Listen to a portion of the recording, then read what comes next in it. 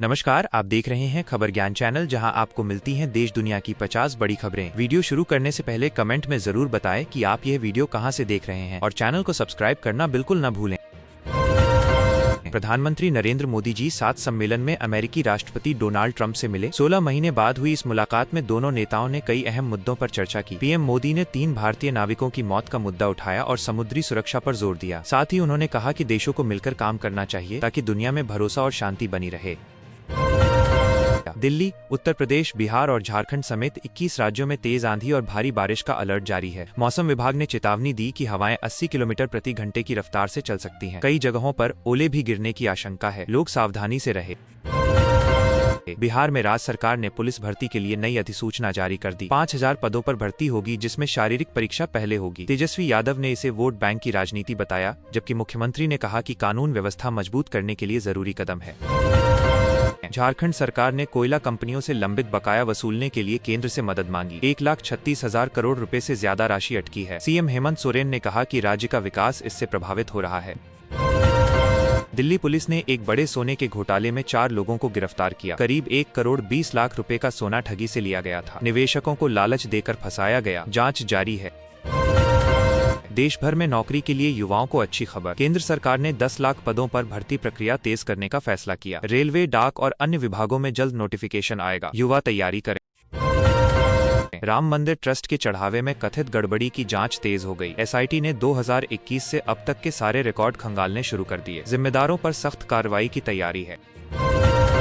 Share बाजार में जोरदार तेजी आई। निफ्टी 24,000 के पार पहुंच गया, जबकि सेंसेक्स 130 अंक ऊपर चढ़ा। ट्रेंट, डिक्सन टेक और विप्रो जैसे शेयरों में जबरदस्त उछाल देखा गया। वैश्विक संकेतों और घरेलू खरीदारी से बाजार को बल मिला। निवेशकों की उम्मीदें बढ़ गई हैं।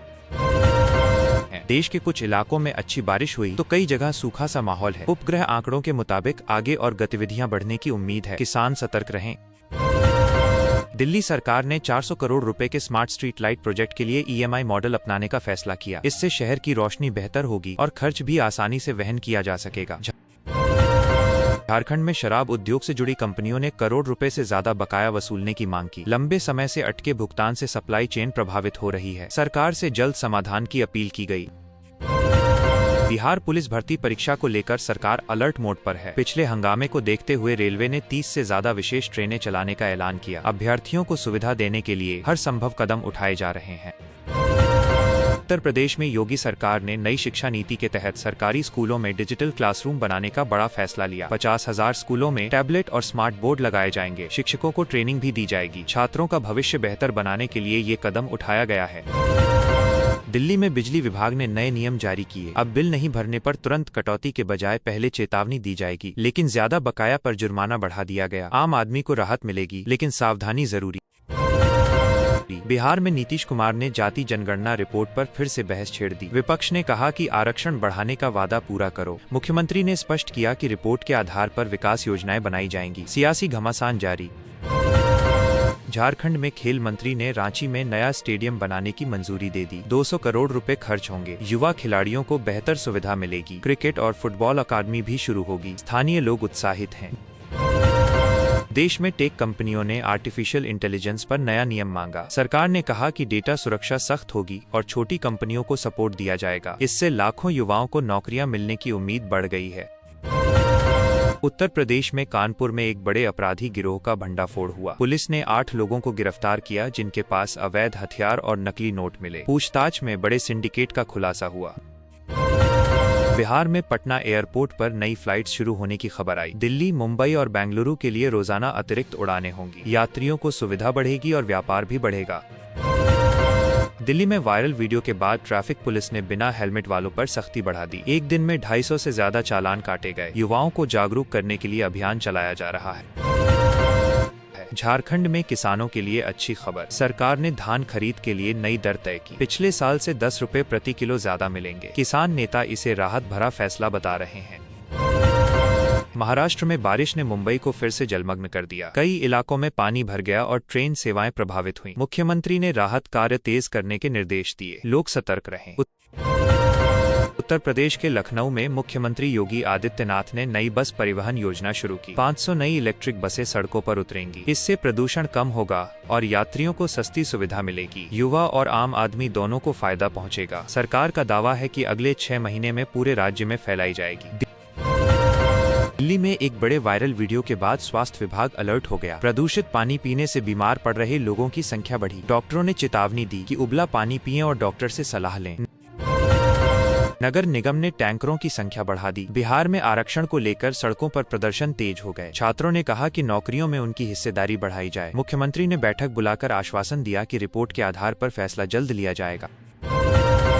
झारखंड में रेलवे ने नई भर्ती के लिए अधिसूचना जारी की। 3000 पदों पर आवेदन मांगे गए। युवाओं में खुशी की लहर है। ऑनलाइन फॉर्म भरने की अंतिम तिथि अगले महीने है। तैयारी करने वालों के लिए अच्छा मौका।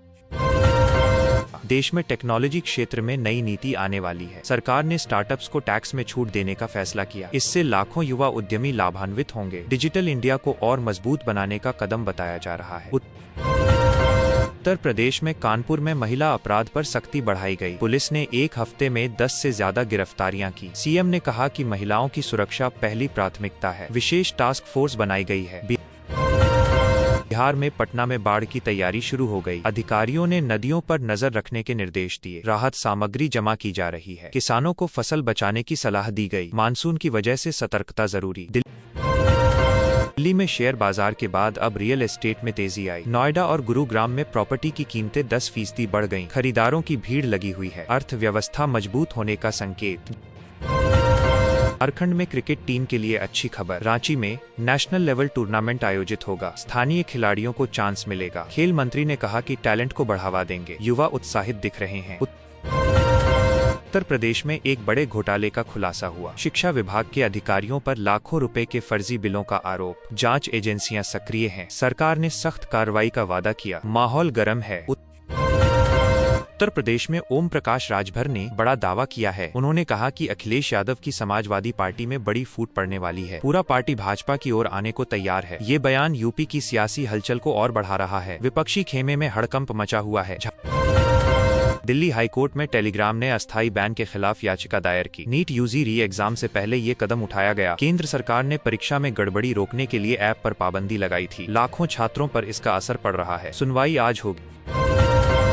बिहार में आरजेडी कार्यकर्ताओं ने सरकार के खिलाफ बड़े प्रदर्शन किए। बेरोजगारी, महंगाई और कानून व्यवस्था बिगड़ने के मुद्दे उठाए। तेजस्वी यादव गुट ने मुख्यमंत्री के इस्तीफे की मांग की। उत्तर प्रदेश और बिहार समेत कई राज्यों में भारी बारिश और आंधी का अलर्ट जारी है। मौसम विभाग ने 80 से 100 किलोमीटर प्रति घंटे की रफ्तार से हवाएं चल सकती हैं। किसानों और आम लोगों को सावधानी से रहने की सलाह दी गई है। तो दोस्तों, आज की 50 बड़ी खबरें यहीं समाप्त हुईं। आपको इनमें से कौन सी खबर सबसे महत्वपूर्ण लगी, कमेंट में जरूर बताएं। देश दुनिया की ऐसी ही बड़ी और ताज़ा खबरें सबसे पहले देखने के लिए चैनल को अभी सब्सक्राइब करें ताकि आपसे कोई भी बड़ी खबरें मिस न हो।